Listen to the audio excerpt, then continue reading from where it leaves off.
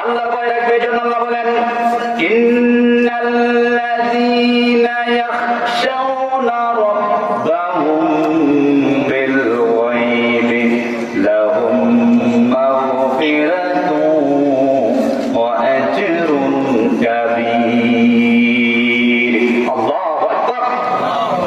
আল্লাহ বলেন ইন্নাল্লাযীনা ইয়াখশাউনা রাব্বাহুম বিল গায়ব, ওহে তোমরা যারা আছো আমি রব আল্লাহ তাআলাকে দেখা ব্যতীত আমি রবকে রব হিসেবে মানে নিলাম।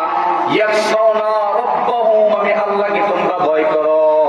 তোমাদের জন্য আমি ঘোষণা দিলাম, তোমাদের জন্য আল্লাহ রাব্বুল আলামিন বললেন দুইখানা পুরস্কার দিব।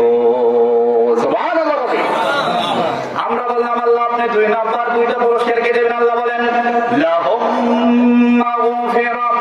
ও গোলাম, এক নাম্বার তোমাকে আমি যে পুরস্কার দিব এটা হলো তুমি পাপ করবা, অন্যায় করবা, গুনাহ করবা, গুনার সাগরে থাকবা, গুনার সাগরে থেকে তুমি ইন্তেকাল করবা। সর্বপ্রথম আমি যে পুরস্কার তোমাকে দেবে যখন তুমি মৃত্যুবরণ করবা, আমি আল্লাহর ভয়টা তোমার মনের মাঝে থাকবে। সর্বপ্রথম পুরস্কারের নাম হলো আমি তোমার জীবনের সমস্ত গুনাহগুলো মাফ করে দিব।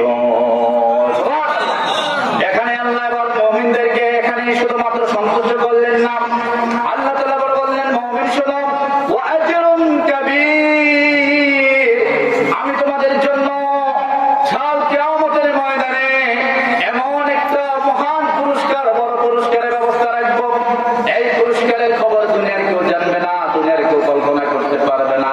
এমন একটা পুরস্কার আমি দিব যেটা মানুষের অন্তর দ্বারা আল্লাহ ফতারি কলবি ভাষার মানুষের অন্তর কল্পনা করতে পারবে না।